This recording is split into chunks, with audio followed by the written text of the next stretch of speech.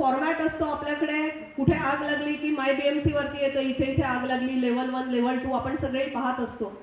तर त्यावेळी आम्ही त्याच्यामध्ये सुधारणा केली आहे की आम्ही 300 मीटर उंच बिल्डिंग बांधतोय म्हणून 300 मीटर अतिशय परिणामकारक अशा पद्धतीचा आमचा फोकस आहे. तो याच्यासाठी आहे की इमारत तेवढी उंच आहे म्हणून तेवढी उंच शिडी मॅन्युफॅक्चर करणं किंवा विकत घेणं हा पर्याय नाही आहे किंवा ती उपलब्धही नाही आहे आजच्या तारखेला. आणि यापुढे या अशा कार्यक्रमांची नक्कीच नोंद घेण्यात येईल. यानंतर आजच्या कार्यक्रमाच्या प्रमुख अतिथी माननीय अतिरिक्त आयुक्त शहर श्रीमती अश्विनी जोशी मॅडम यांना मी मनोगत व्यक्त करण्याची. यांची आज जयंती आहे. मुंबई महापालिकेतर्फे त्यांना वंदन करण्यासाठी माननीय राज्यपाल, माननीय मुख्यमंत्री महोदय यांच्या उपस्थितीत कार्यक्रम असतो. तर माझ्या वतीने सुद्धा मी बाबासाहेबांना आदरांजली अर्पण करते. मुंबई अग्निशमन दलाशी माझा संबंध मी 2019ला अतिरिक्त आयुक्त असल्यापासून आहे. 2019ला अतिरिक्त आयुक्त पश्चिम उपनगरे असताना सुद्धा मुंबई अग्निशमन दलाचं कामकाज जे आहे ते अतिरिक्त आयुक्त म्हणून माझ्याकडे होतं. आता सुद्धा हे कामकाज माझ्याकडे आहे. आणि आपल्याकडे जी डिझास्टर मॅनेजमेंटची अथॉरिटी आहे तर त्याची शहराची अध्यक्ष म्हणून आपल्या कामाशी माझा वारंवार संबंध येतो. आता कार्यक्रमाच्या सुरुवातीला वेगवेगळ्या आगीच्या घटनांमध्ये जे अधिकारी कर्मचारी शहीद झाले, ज्यांनी हौतात्म्य पत्करलं, त्यांचा उल्लेख केला गेला. मला असं वाटतं की आताच्या काळातली अग्निशमन दलासमोरची जी आव्हानं आहेत ती अतिशय वेगळी आहेत.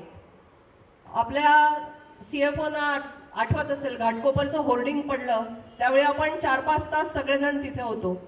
मोनोरेलची दुर्घटना होता होता टळली त्यावेळी सुद्धा आम्ही सगळे प्रशासन म्हणून अग्निशमन दलासोबत तिथे उपस्थित होतो. ही अतिशय वेगळ्या पद्धतीची आव्हानं आहेत. म्हणजे घाटकोपरचं होर्डिंग पडलं त्यावेळी तिथे अंडरग्राऊंड CNGचा टाकी आहे, ती पंपाची ब्ल्यूप्रिंट पाहिल्यानंतर आम्हाला कळली.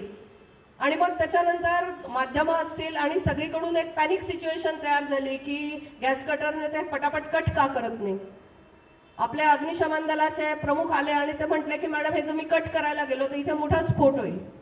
अशा वेळी मला असं वाटतं की प्रशासन म्हणून आमचं कर्तव्य आहे की जरी मी इन्सिडेंट कमांडर म्हणून तिथे उपस्थित आहे तरी मी CFOना सांगितलं की I will go by what you से.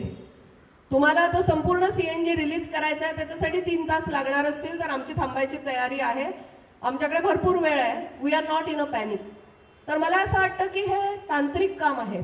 तर ते तांत्रिक काम आपण लोक करत असताना प्रशासन म्हणून आपल्या सोबत तिथे उपस्थित राहणं, तिथे जर काही कोऑर्डिनेशन असेल, आपल्याला ट्रॅफिक पोलीस कडून हवं असेल किंवा पोलिसांची सुरक्षा हवी असेल किंवा अन्य काही गोष्टी असतील तर त्या पुरवण्यासाठी सहाय्यभूत होणं आणि तांत्रिक व्यक्तींना त्यांचं काम करू देणं ही आता काळाची गरज आहे.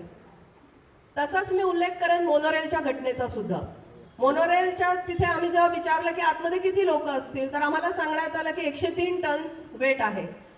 103 टन वेट आहे पण माणसं किती आहे. फायर ब्रिगेड में या हमारे देश की फायर सर्विसेज में 14 अप्रैल यह जो दिन है, हमारे जो फायरमैन है और जो ऑफिसर्स है जिन्होंने अपना पूरा जीवन इसको समर्पित किया और जीवन जो फायर इंसिडेंट्स में आग बुझाते समय वक्त अपना जीवन समर्पित किया है, उनको आज ये श्रद्धांजलि देने का दिन है. ये भारत सरकार ने मुकर्रर किया हुआ है. आज जितने भी हमारे देश में फायरमैन ऑफिसर्स जो काम करते हैं उनके लिए ये बड़ा दिन होता है, जो अत्यंत भावनिक दिन होता है, जिस दिन हम लोग उनको याद करके हमारी श्रद्धांजलि अर्पित करते हैं. एप्रिल हा आमचा शहीदांना वाहिलेला जो दिवस आहे, शहीद फायर सर्व्हिस डे आपण जो ऑब्झर्व करतो, त्याच्यामध्ये आपण ज्या अग्निशमन सेवेमध्ये जेवढ्या अग्निशामकांनी आपले हौतात्म्य दिलेले आहे, प्राणाची बाजी लावलेली आहे काम करताना, आग विझवताना, तसंच लोकांचा जीव वाचवताना जे त्यांनी हौतात्म्य दिलं त्यांना आपण श्रद्धांजली देत असतो.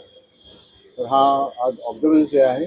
तर सर्व हुतात्म्यांना सर्वांना श्रद्धांजली. तसंच मी नागरिकांना असं आवाहन करू इच्छितो की